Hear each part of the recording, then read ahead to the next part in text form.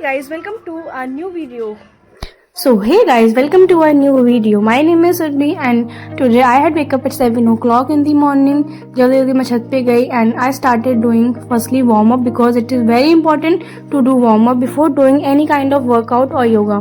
So here I started my yoga and here I did my yoga for at least 30 minutes और कम से कम मेरा जो total workout था पूरा 1 घंटे का हो गया था बिकॉज योगा करने के बाद I did meditation for 10 minute. It is very important to do meditation on regular basis and I'm trying to do meditation with my sister, and then after doing meditation I was feeling very relaxed and here I started my first study session, that was the physics class.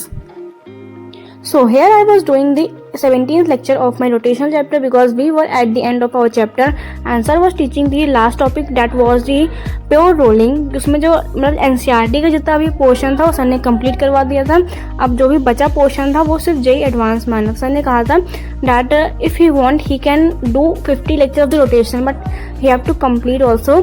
तो यहाँ पे आज मेरा जितना backlog था खत्म हो गया था फिजिक्स का, बस एक लेक्चर और बचा था. जो 18वां लेक्चर था रोटेशनल का वो सर संडे को उनको क्लास लेनी थी but he didn't take the class, so उसको मैं आज ही कंप्लीट करूँगी जहाँ तक आज उसकी क्लास लाइव पे होगी. So I will try my best to join the live class जहाँ तक हो पाएगा बिकॉज ये लास्ट ही टॉपिक था तो मैं सोची कंप्लीट ही कर लूँ बिकॉज इसके बाद सर सीधा स्टार्ट करेंगे जो फ्लोरा चैप्टर है और जो ग्रेविटेशन वाला चैप्टर है he will do on the Sunday weekends. And sir was also telling that it was the toughest part of the rotational because initial का जो पार्ट होता है वो सारे बच्चों को समझ में आ जाता है बट जो लास्ट तक पार्ट होता है it is very tough and मुझे भी बहुत ज़्यादा टफ लगा था. लेकिन अगर मैं उसको बार बार देखूंगी तो जहाँ तक थोड़ा बहुत तो मुझे समझ में आ ही जाएगा. ये जो मैं क्वेश्चंस कर रही थी ये जो उसी के लास्ट पार्ट के क्वेश्चन थे जिसमें काइनेटिक एनर्जी निकालते इसमें 2 टाइप का सर ने बताया था.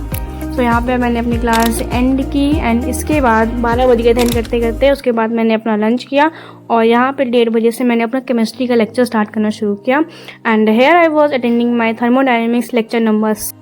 जो ये लेक्चर था ये 1.5 घंटे का लेक्चर था तो इसको मैंने अटेंड कर लिया था and it was recorded session.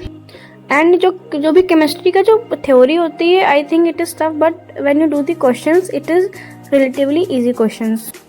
अब मेरा थर्मोडायनेमिक्स में सिर्फ 6 लेक्चर्स का बैकलॉग था जिसको मैं कंप्लीट करके अपना इक्विलिब्रियम शुरू करूँगी जो भी 2025 वाले बैच से, क्योंकि वहाँ पर निकल सकते 4 लेक्चर्स में कंप्लीट करवा दिया. जो एक पहला केमिकल इक्विलिब्रियम फिर आयोनिक एंड फिर जो रेडॉक्स रिएक्शन है वहाँ पे आई थिंक थोड़े कम लेक्चर्स में तो मैं सोची वहीं से कर लूँ.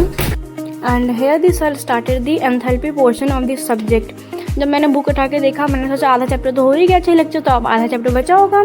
तो when I open the book मैंने देखा कि उसमें अभी तो 1/3 ऑफ चैप्टर बचा ही हुआ है. तो आई वॉज वेरी शॉक कि अभी 5 चैप्टर्स हम पढ़ क्या रहे थे. एंड मैं एक चीज़ बता रही हूँ जो भी सर ने लेक्चर में पढ़ाया था आई थिंक 4th और 5th लेक्चर में जो सर ने पढ़ाया था I think work done adiabatic and जो ग्राफ्स वगैरह समझाया तो मुझे समझ में नहीं आया था ज़्यादा क्योंकि मैंने बहुत पहले पढ़ा था. So I was trying to understand कि सर ने पढ़ाया क्या था वो चीज़ें मुझे नहीं समझ में आई. लेकिन जो सर ने कल के लेक्चर में और जो आज के लेक्चर में पढ़ाया था and it is very crystal clear to me.